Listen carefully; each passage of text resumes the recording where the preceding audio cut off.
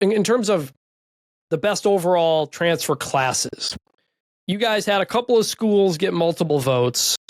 Who were the ones who kind of stuck out to you? Yeah, Texas Tech and Oregon were probably across the board the ones that got the most love.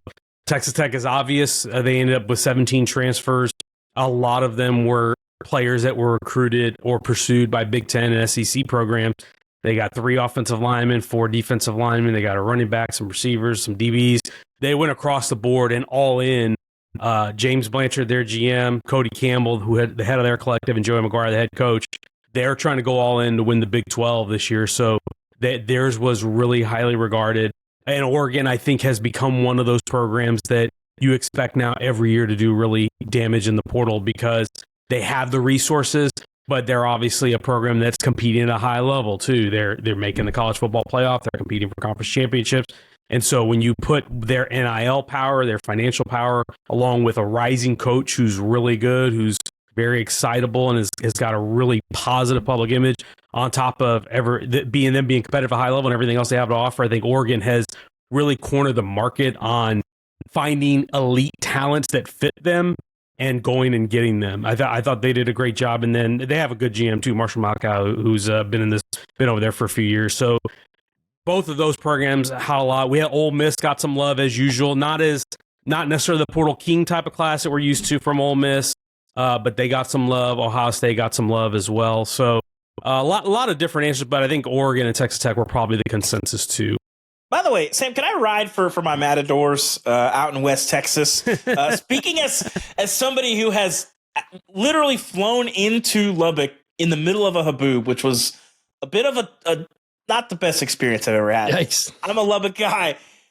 But listen, I think that when we've talked about Texas Tech as trying to buy their way to a Big 12 title, I've smelled a lot of side-eye skepticism. And I think people forget, despite the fact that Texas Tech has not come close to that in their existence in the Big 12, this ain't your older brother's Big 12. Mm-hmm. Like, I think Kansas State and BYU are better teams, but there's not going to be a big talent gap between Texas Tech and a Big 12 title like there was when Oklahoma was ruling the league the last year that Texas was in there. So, like, let's ease up on the Red Raiders here, because the response from most people that I saw to them spending $10+ million to try and buy their way to a Big 12 title was not fear. It was laughter. And come on now, y'all. Come on. Hey, they're going to be good. I think there was a lot of people saying, well, they're still going to win 7 or 8 games. But you know what? The last 3 years, they've won 8 games, 7 games, and then 8 games. They've won 23 and 16. People may laugh at that, but that's the best 3-year stretch they've had since Mike Leach was the coach. Yeah. They have not been a good program. They've also had 3 straight seasons of a winning conference record. Again, a first since Mike Leach was head coach. So this is a program that has been down, that has not been going to bowl games every year. And so Joey McGuire has raised the floor with what they have. And now they are competitive in that conference in a way that they were in that crazy tiebreaker at the end with, if there were 25 things that happened in the last week, they could have gotten in. All that to say, they weren't far away from a Big 12 title berth. And their philosophy is, hey, we're getting closer. Let's go ahead and go all the way. And that's why when you have Cody Campbell, who just sold his company for $4 billion, you can use those resources to your advantage to try and buy yourself a Big 12 championship. What the real recruiting needs to be is just recruit like Jeff Bezos and Mark Zuckerberg to be fans of billionaires. That's the move. Recruit some billionaires. I tell you, the last time that Texas Tech was ranked in the AP poll was 2018.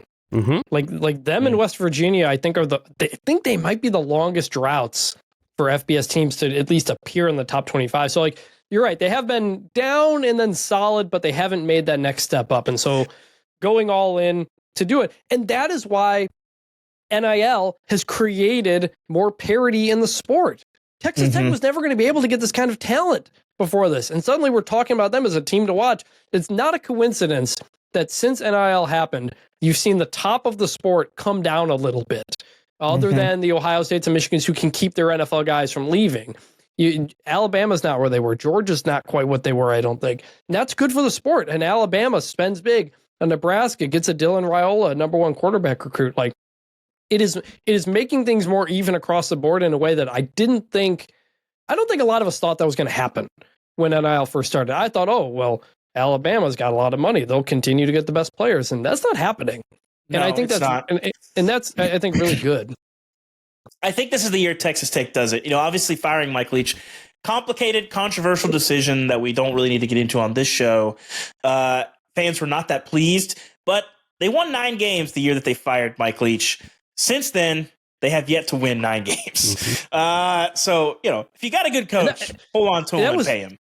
And that was 2009. 2009. Yes. A long time ago. So yeah. Sam, you guys asked everybody the best transfer that they didn't get. Like who's someone you wanted but didn't get. And multiple people said Eric Singleton, the receiver from Georgia Tech, goes to Auburn.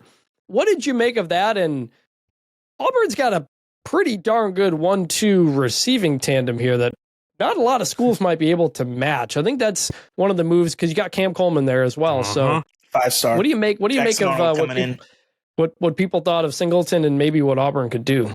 Yeah, I'm a big fan of Cam Coleman, and you add Eric Singleton, who's a proven guy, alongside him, and you just really add some real explosiveness to the passing game there. And now you bring in Jackson Arnold, the quarterback from Oklahoma. I know it didn't go so great for him at OU last year, but when you talk to scouts and opposing coaches around the country, there was a consensus that I got that maybe Oklahoma pulled the plug on him a little too quickly. And I thought so. They didn't love how Oklahoma handled that situation. And granted, it wasn't just Jackson Arnold. They had offensive line was beat up and struggled. They had receiver injuries all over the place. Obviously fired their offensive coordinator. So I'm anxious to see what Jackson Arnold looks like. And you look at Auburn, to me, I'm bullish on them. I think they're a team that actually can get back to being, I don't want to say SEC title contender, but I think they can be a team that wins 8 or 9 games this year and gets back to being relevant under Hugh Freeze because of the talent that they brought in the portal. They're recruiting really well. I think they're starting to put together a roster that I think is pretty good. But Singleton was, I think, by consensus, when you talk to guys in the sport and in the portal, top receiver in the portal, very highly coveted. There's a lot of programs that would love to have him that weren't even in the mix. But he was definitely the class of that group.